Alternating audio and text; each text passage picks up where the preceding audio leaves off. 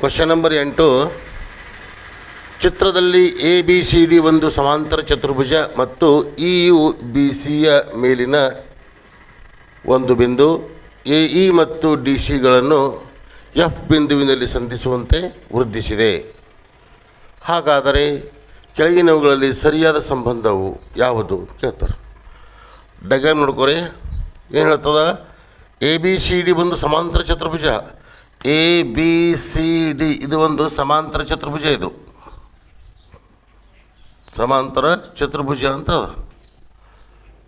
ಮತ್ತು E U E ಎಂಬುವ point B ಸಿಯ ಮೇಲಿನ ಒಂದು ಬಿಂದು. ಬಿ ಸಿಯ ಮೇಲೆ ಒಂದು ಬಿಂದು ಅದು.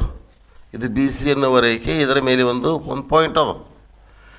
ಎ ಇ ಮತ್ತು ಡಿ ಸಿಗಳನ್ನು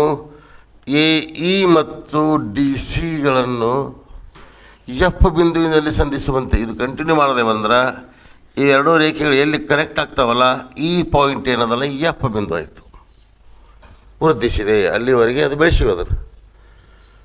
ಹಾಗಾದರೆ ಕೆಳಗಿನವುಗಳಲ್ಲಿ ಸರಿಯಾದ ಸಂಬಂಧ ಯಾವುದು ಅಂತ ಕೇಳ್ತಾರೆ. ಯಾವ ಸಂಬಂಧ? A B F on F D, A B F on F D ಏನು ಸಂಬಂಧ ಪಡೋದಿಲ್ಲ. A B F on F D equal to B E F on E C. B E F on E C ಸಂಬಂಧ ಪಡೋದಿಲ್ಲ. ಅದು ಸಂಬಂಧ ಆಗೋದಿಲ್ಲ. ಇದು wrong ಆಯಿತು. A B F on F D, A B F on F D equal to B E F on A D equal to B E F on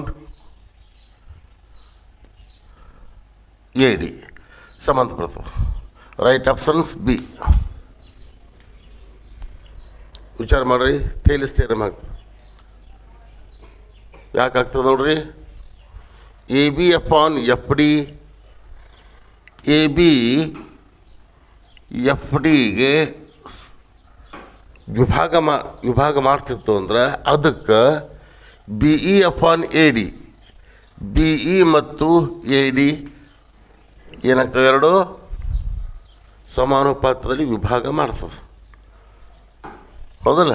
ಇದರ ಅರ್ಧ ಇದು ಅದ, ಅಥವಾ ಇದರ ಅರ್ಧ ಇದರ ಎರಡರಷ್ಟು ಇದು ಅದ, ಇದರ ಎರಡರಷ್ಟು ಇದು ಅದ. ರೈಟ್ ಆಪ್ಷನ್ಸ್ ಯಾವುದಿಲ್ಲಿ? ಬಿ.